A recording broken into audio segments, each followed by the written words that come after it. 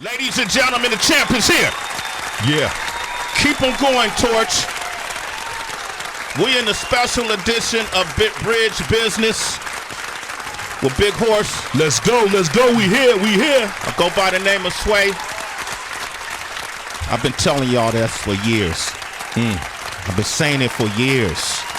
This man has held multiple world championships in 3 weight classes, Horse. Yes. Including the WBO welterweight title since 2018.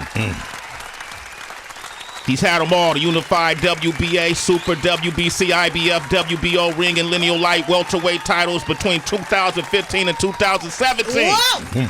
Became the first male boxer to simultaneously hold all 4 major world titles in boxing. Man, turn that, give applause. Keep those going. I've been talking too much shit for years, Horse. Let's go. I said it early. I would never bet against Terence Crawford. I said that early, and I knew I might have offended a few friends who've been on the show. But you got to understand, man, I've been doing this run for a long time. We still haven't been fishing. What's up with that? We still haven't gone fishing. I've hung out with the family. The family know me by name. We've been on the same bus. Come on, they're like, Swiggity, where you at? You coming to the fight? My man DM me, said, you coming to the fight? I said, Terence. They called you Swiggity, though? I feel like the family called me Swiggity. Okay. I just wanted some clarification. I just needed some clarification. Okay. And so it's finally here. Easily. This is the fight of the era. Yes. Salute to Ryan Garcia and Gervonta Davis for what they did. Yes. Yeah. But easily, this is the fight that the boxing world has been waiting for years. Horse, you've been saying this for years. I want to welcome this man back to the show, to a special edition of Sway in the Morning and Bridge Business. Give it up for the one and only Terence Bud Crawford. The champ is here. The new. That's right. The new. Let's go. The new. I swear to you, we could look in the footage. Last time we saw him, he was not wearing this. That Gucci. Well, he was not wearing this kind of clothing right now. Look how much this man has come up. It's different. It hit different. The afro is tight. Look at him, man. Come on. Come on, man. We in grind mode. You in grind mode? Definitely. This has to feel like a dream come true. I mean, you've been living out your dream, winning these titles and winning these championships, but it's not a fight you've had that measures to the magnitude of this. This is Sugar Ray and Tommy Hearns or Hagler. This is Ali and Frazier. This is that to the boxing world, man. How does that feel for you? Are you in your dream? It feels great. You know, this is something that I've been wanting for years. I should have got it with Manny Pacquiao, but I haven't had the opportunity to have this moment right here. And I'm going to seize the opportunity in the moment, July 29th. How you feel, man? He got that champ talk now. He sound like he got that icon talk. Yeah, you know what I want to find out is, where was you at when you got the phone call that you got the big fish on the hook right now and it's ready to go down July 29th? I think I was in the car or something. I can't remember where I was at. Did you think it was real or you thought it was fake? No, I knew the fight was going to get done. Because I'm as a boxing fan, I'm happy that this fight took this long, because I felt like we would have been cheated if the pandemic, if y'all had this without a crowd and all the stuff that y'all had to go through. This is the fight that I felt like everybody wanted to see, because my first fight that I went to in Vegas was against you and Sean. That was the first boxing fight. I've been a boxing fan for years. This is the first fight I ever went to, as far as in Vegas. Your family was so deep in there, man. I mean, your family was so deep in there, and it just was it was electrifying. And I crowned you pound for pound that day. I know they got the pound for pound list that been going around, this, that, and the third, but I felt like Sean Porter was the guy that I felt like was the dog that everybody couldn't go through like that. And the way you finished Sean, because he was my favorite fighter at 147, but tables turned. The way you finished Sean in Vegas that time, I was like, yo, hands down. Bud is the pound for pound. Sean didn't even want no more after that. It wasn't like he felt like I could do better next time. It was no rematch, no nothing. I crowned you pound for pound that day. Was that like the biggest fight of your life, as far as fighting Sean at that time? No, I wouldn't say that was the biggest fight of my life. Fighting Sean, it was a great moment in my career, but for me, the greatest fight of my career was against Ricky Burns. Okay. Ricky Burns. Okay. Why you say that? Because that's where it all began. That's where you got the title. Yeah. That's when my real true dreams came true. That one night. Man, look at Terence Crawford. Man, I ain't seen you in a long time. Man. This is good to see you, man. It's good to see you. How's your life changed? Because you starting to make bigger purses now, and how is your life, the way you live every day with you and your kids, now that you got more resources? How has your life changed? It haven't. Really? I still live in the same house. Still go about my day-to-day routine. Still do the same things that I've been doing 20, 30 years ago. On purpose, though? Are you trying to keep it the same, to stay disciplined, to stay grounded? No, it's just me. I don't need all the extra things that a lot of people feel they need because they make more money or they got this limelight that's surrounding them. So they feel as if they got to impress people or they got to buy this certain type of car because they got to show off how much money they got or they got to buy certain jewelry or certain clothes. That's not you. Nah. He's not even wearing jewelry to the interview today, man. I can see, man. But it's still Gucci, though. It's still Gucci, though. He's Gucci. But I remember reading a headline that somebody, that things have changed, obviously. I mean, because people broke into your home, right? For sure. Yeah. Did y'all? I know you put out $100K reward if they could find the person. Did y'all find the person? No, we didn't find a person, but I got an idea who I think it was. We did a little survey on our show when that happened, and we all agreed that it was somebody you knew. Definitely. Damn. It's always the ones you know. It is, but it happens. I'm not the only one or the first one that something like this done happen to. It's normally the ones that sit right next to you. Yeah. The ones that smoke blunts with you. Yeah. See your picture. Yeah, no, it's true. I want to give you credit. Oh, did you want to finish your thought with Sway about that? Nah. I want to give you credit. In most boxers, I always have a hard time following boxing, even though I'm a huge sports fan. Because it seems like everything takes so long in boxing. You have to wait. I'm like, well, if this person beat that person, how come this is not the next fight? And I go back and forth with both Horse and Sway about it all the time. But then they kind of break down the business end of it for me. Then I can't understand why it's only like 2 fights a year. I'm like, what are they doing, the rest of the year? But I realize, just through my own level and experience, is patience. You have to have a lot of patience. Is there something specifically that you can share that helps you work on your patience in the sport that you're in? Because you even have to practice patience once you get in that ring. You can't just go in there running and gunning. It's a marathon, if you will, rather than a sprint. And then waiting for your next fight or waiting to get the big fights. How does that work for you, and how do you work on your patience?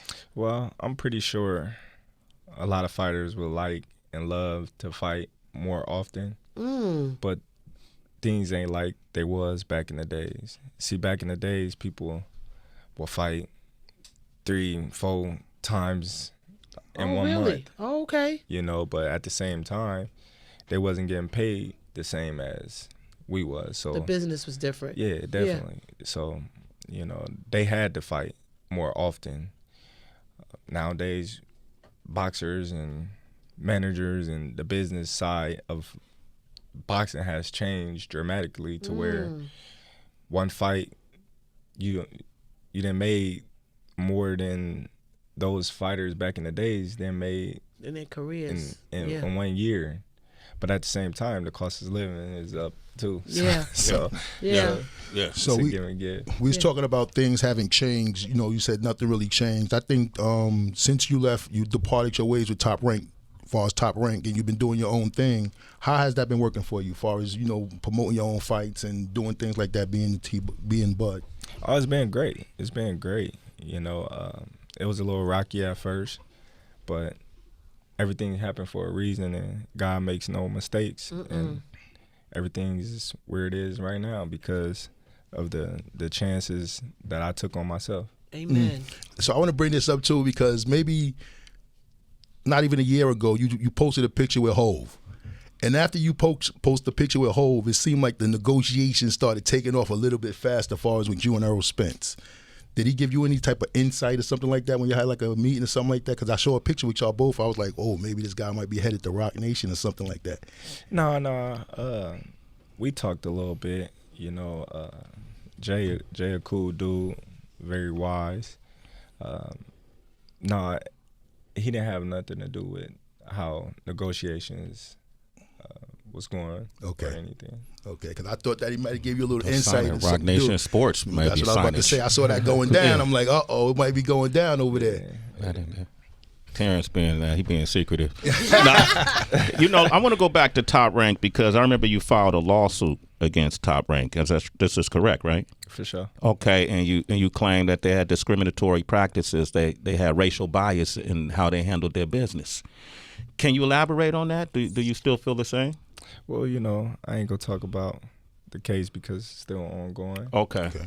So I'm gonna just leave that right there. Okay, but in boxing as a whole, not with your case in particular, do you see that racial bias can be an issue? Definitely, and not just boxing, in all sports. Yeah. You know, it is what it is. We living in a country where racism is still apparent. Damn, how you get around that though? Man, I don't know. File lawsuits. All right. This fight could have went down last November. I remember this. We were discussing this, right? And you went to Earl Spence Jr. and said, I have a hedge fund. I have investors that are willing to give $25 million apiece. And it didn't happen. Why not? What was that about? Well, it just wasn't beneficial to the parties to actually let a hedge fund come in and give Errol a guarantee and give me a guarantee and have more control over the event. So that was pretty much the reason why it didn't go down. Did Errol want it to go down or he didn't trust it? I don't know, but to be honest, none of that matters right now. Yeah. Because we here. We here, right? You know, so the hedge funds, the wrong side of the streets, the who you fought, the who you didn't fight, none of that matters right now. You don't care about none of that. Because we here. No matter what we can say about or what happened in the past, doesn't matter because July 29th, Terence Crawford and Errol Spence Jr. is fighting for the T-Mobile Arena, man. We're going to open up these phone lines. The champ is here. Terence Bud Crawford, fellow angler, and he boxes too. He's here, 888-742-3345. Let's talk about it. All right, man, we got the champion here, the WBO world champion, Terence Bud Crawford, fighting Earl the Truth Spence Jr. for the Undisputed Welterweight World Championship Saturday, July 29th, live on Showtime. Shout out to my brother, Steven Espinoza. I used to serve him up on a basketball court at Stanford University back in the day. That's why I get front row seats. This is going to be at the T-Mobile Arena in Las Vegas, Nevada. Horse, we got the champ here. Oh, man. There's so many questions I need to ask, the champ, but it's like one of the questions I wanted to ask was, is Shakur Stevens one of your unofficial scorecards when you're boxing? Because being at the fight, I was at the fight in Vegas, and going home and watching the fight, round 10, you're sitting on the chair. Somebody said you was down. You was like, I'm down. You wasn't looking at you looking at somebody saying I'm down. Once they told you was down, you turned it up. And I saw Shakur a couple of fights ago, and I asked Shakur that when he fights, do you give him advice inside the ring? He said, I always look for where Bud is at, because Bud would tell me to go to the body and do that. So is that type of brotherhood that y'all have when y'all boxing? Of course. I always look towards, my brothers that train with me and know me and, been in the ring with me and know what I'm capable of doing. So, like, Shakur, Steven Nelson, I always look towards the crowd and see where they at before I ever, start fighting. I look around. They give me that nod. I be like, all right, let's get it, Yeah, I saw that because I'm looking at, I watched that fight a lot with you and Sean because I always felt that, I don't know how you might have felt about it, but I felt that Sean and Spence could have been a draw. I didn't think that Spence, won that fight clearly. I thought it could have been a draw. But watching the fight with you and Sean, it was the same left hook that he threw that buckled him, but yours put him down. Then next I saw Kenny come up on the rope. I didn't know what that was about. And then I'm like, yo, Bud is pound for pound. He just crowned himself pound for pound tonight. So looking at you fight like that, is there going to be a suffocated fish that's going to be coming up on Big Fish when you fighting this time? Suffocated fish. Definitely. We definitely going to suffocate him and then fillet him. And then fillet him. Come on, man. Come on, let's be real, though. Let's be honest. This is probably going to be the toughest fight of your career, right? We don't know that. You believe that. You don't know that. We said that time and time again. On paper, it says that Terence Crawford and Errol Spence is each other's toughest competition to date. But we didn't heard that before from both of us. And we both rose to the occasion. Except a lot of people thought he was going to steamroll Sean Porter, and that was his toughest fight. A lot of people thought Sean Porter was going to be my toughest task, and I steamrolled Sean Porter. So we don't know until we get in the ring. But you're a boxer, you're a professional. You could look at his legacy, his track record, and know that man has earned those 3 belts. Definitely. Yeah. He's definitely earned everything that he has. But at the same time, I'm in training camp preparing for war, life and death. So when I get in the ring, it may be life and death or it may not. I can't say what it's going to be until after the fight. He said you're too small. I saw that. Y'all was backstage and you rolled up on him. I can't think of what fight it was. And he said you were too small. A lot of critics say that. You might be too small. Well, if you look at my whole career, I've always been a smaller man. Hit hard, though. No different from when I was at 140. I was the smaller man. When I moved up, I was the smaller man. So I'm used to being a smaller man. I like it. You like it, man? Terence Bud Crawford. He don't seem to be worried about any of it right now. So if you wouldn't have got this, if this fight wouldn't have went through with Errol Spence, was you looking towards Boots Ennis or Keith Thurman, as far as just to keep it going? Well, whoever. Well, if this fight wouldn't came to fruition, I would have had to take my mandatory, obviously. But who was your mandatory? Alex Rocha. Oh, Alex Rocha. Did you ever? I noticed a lot of people dodge their mandatories and stuff. Did they dodge you, or did you? I ain't never dodged no mandatory. No, I'm saying, was you a mandatory for somebody and they dodged you? No, they try to pay me step aside money when I fought Ricky Burns, but other than that, nah. Okay. Step aside money. What's that? That's where you don't take a fight and they just pay you to sit down? Yeah, they just pay you for them to fight That's why I don't be understanding boxing. Step like, aside what's money. taking so long? So you got paid to watch the fight. Right. This contract, usually when fights of this magnitude happen, there's a lot of clauses. I don't know these contract laws of boxing. It don't seem like nobody stick to them anyway. But do y'all have a rematch clause? And is it determined by if someone was knocked out or not? Nah.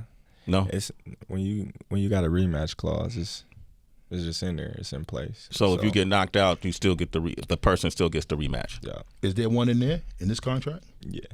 Oh, we gonna get 2 fights. Man, it's about to be a trilogy. Y'all didn't want to say that. Oh my God, man, it's about to be a trilogy. We'll be here again. T-Bud is coming back to the show, y'all. We gonna talk about it, man. Oh my gosh, man! I gotta take some callers, man. I promise they'll be able to talk to you. This is Horse and I you've been on the podcast, Bridge Business, and we got ambassadors around the country. In New Orleans, we got my man Chew. Chew is on the line. Chew, we got him in here. Chew, we told you he's gonna get him. Chew. What up, family? What up, Bud? Peace. What's up with it? Big fan, man. Big fan. Question, I'm glad Sway asked that because the public was under the impression that if one of y'all got knocked out, that the rematch clause wouldn't be in effect anymore. But the question I have is, do you think Spence has any advantages over you? Do I think Spence have any advantage over me? No. I don't think no fighter have an advantage over me. If he do, then I'm gonna make it to where he doesn't. So I don't believe Spence have any advantages over me. No. True. Do you believe Spence has an advantage over him? I think honestly, Sway, I think Spence has the better jab, and I think he does better body work. I think Terence probably does everything else better. So if Spence does have an advantage, I think it's the jab. If he can keep Bud at the end of his jab and work the body, you got a good chance. If he can't, it might not be a good night for him. What do you think about his jab? Got a great jab. Got a great jab, but I think people is dismissing my jab. Okay. That's why I like, keep him asleep. He got a 78% knockout ratio too, man. Bud, 78%. 78% right there. So that speaks for itself. Tracy, he's 39 fights, 39 wins, 30 by KO. Wild. A champion. There it is. You know what I'd be wondering, because I see mainly in films, I'm not gonna lie, but the training of a lot of boxers involves many different sports. Sometimes I see swimming, sometimes I see sprinting. I think one time I saw a boxer even doing like Pilates. It makes me wonder, do you feel like you could be a professional athlete in another sport, considering the different skills that you've gained in boxing? 100%. Huh. What would be those 100%. sports? I played football. I played basketball. He's nice in ball. He got a little sweet touch in ball. I can do it all. You put me in the sport, I might not be the best at it, but I'm gonna be good at it. Mm-hmm. That's just me right now. Not knowing nothing. Mm-hmm. You put me out there, and I'm gonna do my thing. That's what's up. That's mindset. I seen a celebrity basketball game. Bud was gunning him. I'm was talking right. about from deep. I mean, Bud was. I was shocked. I was shocked. Wait, go ahead. I was gonna just add, are there any like unique elements of your training that even if you've done it like once before, but you was like, that was different? No. I think we keep the same routines. Like, if it ain't broke, don't fix it, and just touch up the things that we need to touch up for the opponent that we facing. But far as new routines and things like that, nah. Yeah, consistent. I hope in this fight right here that it's not in the judge's hands. I just hope that at the end of the day, I hope it's a knockout. I hope it's a knockout, because the way that these judges and these scorecards are going today, man, I don't want to be cheated as a fan. I don't want to be, looking at a fight that I clearly seen somebody win and the judges just was buzzed or whatever, drunk when he was taking his score. But are you looking for are you going for the knockout? Is it going to be a knockout? Well, I go for the win. Oh. I don't go in there looking for the knockout. Some judges judge on different things. So us fans on the outside looking in, we may be thinking and watching one fighter, and we not looking at the body of work that the other fighter doing. And so we might get a little biased because we leaning towards another fighter and we not really too cared about what the other fighter is doing. So it's a give and a take. Is there any fighter that you took it personal? Like, I know it's a business and it's a boxing and you got to keep the business. Is there any fight that you had you was like, yo, this is going to be a personal ass whooping I'm giving out? I had 2 fights, but we didn't settle that difference. The differences. Hank Lundy and that was a good one. Jose Benavidez. Benavidez. Oh, I remember that. Oh, that's right. That's right. Then was 2 fighters that I wanted to see on the streets. Yeah, absolutely, because you know what it was? Because it was the press conference before, like, I seen those back and forths, and those are the 2 dudes I was going to say that personal. With Spence, this is just the business. You just want the greatest fight the greatest. That's what it is. Yeah, for sure. Just, he want to accomplish something that I want to accomplish, and that's become welterweight undisputed champion of the world. Yeah, but what about Charlo, man? Like I recall you saying that once, let's just assume hypothetically this goes according to plan, that you was willing to move up to 154 and fight one of the Charlo brothers. That's true, or both of them? Yeah, man. Is that still real? He's a groupie. You know what I mean? Like, Talk your shit, bud.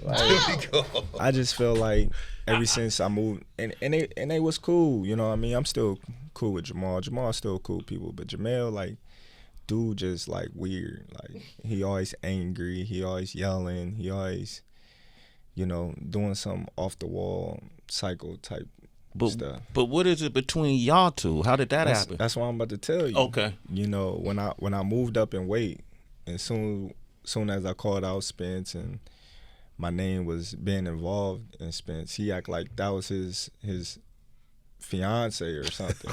He felt as if Earl couldn't speak for himself. He was, Earl Spence to do this, Earl Spence to do that, and you too little, and Lions, and it's Texas, and this and that.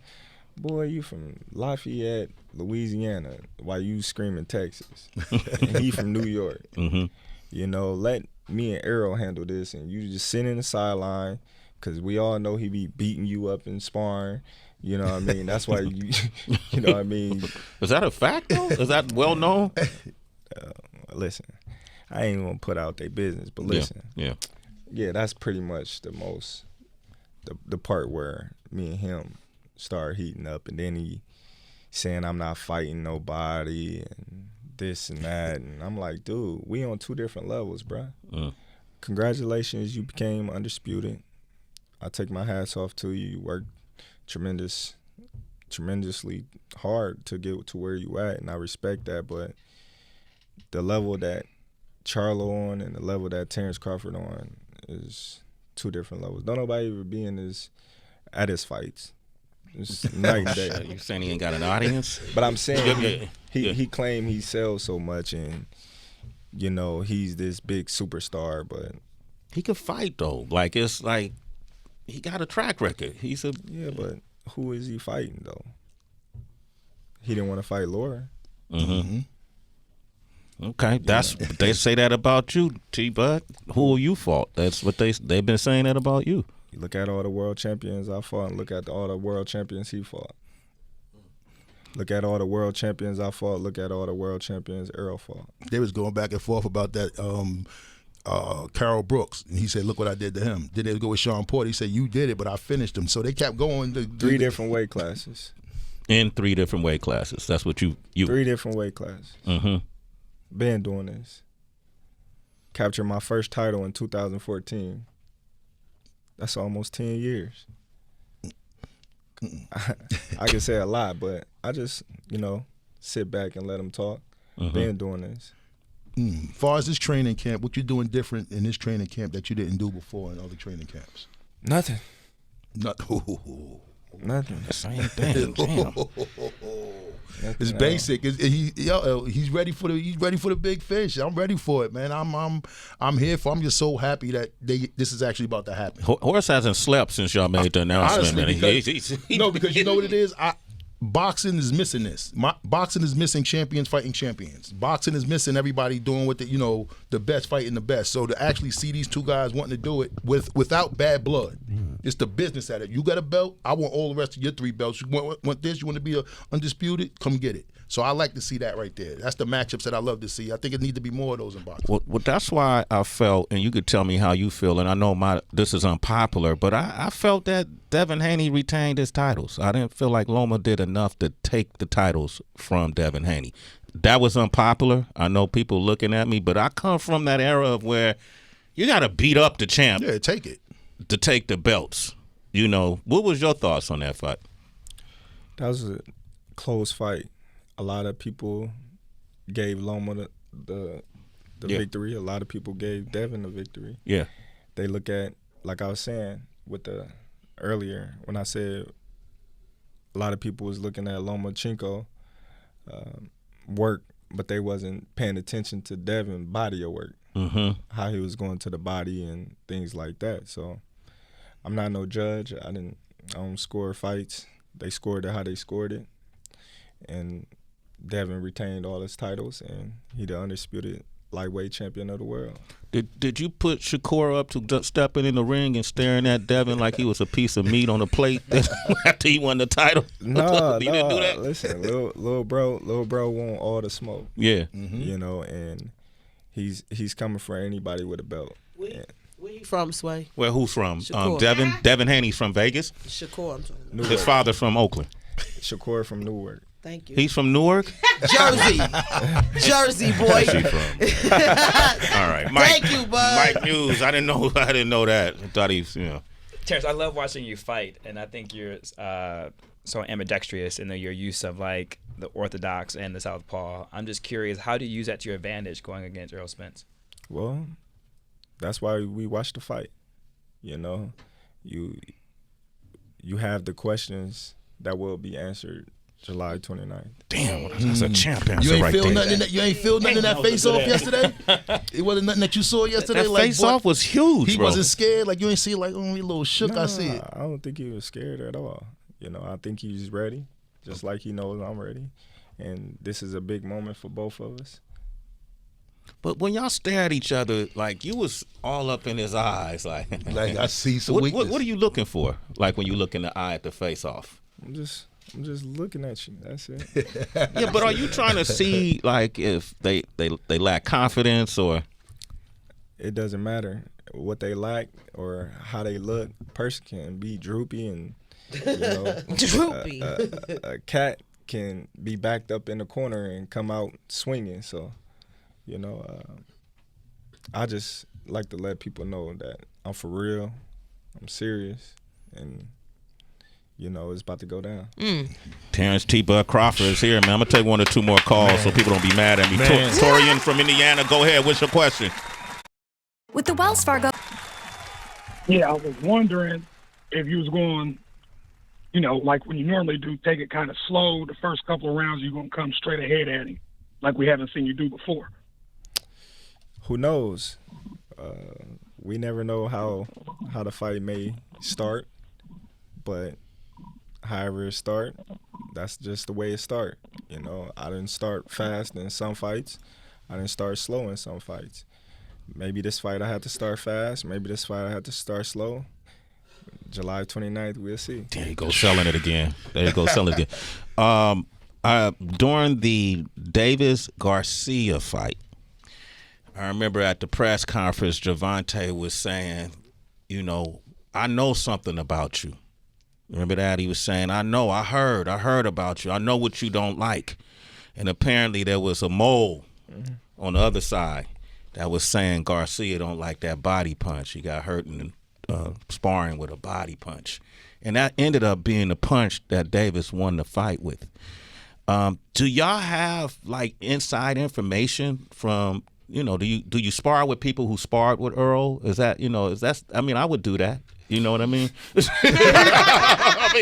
do you know about this guy? I'm sparring with. What do you know about this guy? Nah, we don't do that. We don't do that. Y'all don't do that, bro. Y'all don't get information from no. Nah, man. We gonna let our skills do the information and the data picking up. You don't supposed to talk about nothing that happens in sparring. So I would never go to somebody that sparred one of my opponents and be like, hey, what you know about this guy, or what he like or what he don't like. Like, that's showing a lack of confidence in myself. And lack of integrity is cheating. Sway, you would do it because you were up. You're absolutely I've been telling right. you that the whole time. Now see, Bud just proved it. He proved I'm an op. You're an op, yo. You gonna go to somebody and try to get. Come on, Come on, Ali Foreman. People were coming back to Ali camp saying, man, champ, he's a killer. But he wasn't going asking for the information. Like, if they coming in to Ali and telling him things about Foreman or Frazier, that's them doing on their own. Now, we not reaching out to people that we know been in the ring or sparred. So you a reacher too. I'm all that. I've been a reacher. I'm all that. I'm trying to find out how the best way, the quickest way to knock you out. Yeah. Right? Man, Terence Crawford is here, man. He said it before. How you measure greatness. How do you measure greatness? And we measure greatness by eras. Yes. This was your words, right? You had the Ali era. You had the Mayweather era. You know, Sugar Ray Robinson era. You've had all of these eras, and you say after this fight, this will be the Terence Crawford era. For sure. How does that era, what does that look like, this era? Well, it looks like Terence Crawford never had a close fight. It looks like Terence Crawford dismantled every opponent that stepped in the foot of the ring with him. True. Looks like Terence Crawford was a 3-time lineal champion in every weight class that he fought in, undisputed in the junior welterweight and the welterweight weight class, #1 pound-for-pound fighter in the world, undisputed. That's what it looked like. You on the outside looking in, and you seen this guy, Terence T. Bud Crawford. Would you put him on the same level as you would a Floyd Mayweather's career or a Muhammad Ali's career or whoever you think are the greatest? Would you put yourself, from the outside looking in, would you put this career up to those? Talent-wise, yes, but fight-wise, no. Why not? Because Floyd had all the fighters and the opportunity to become who he is today.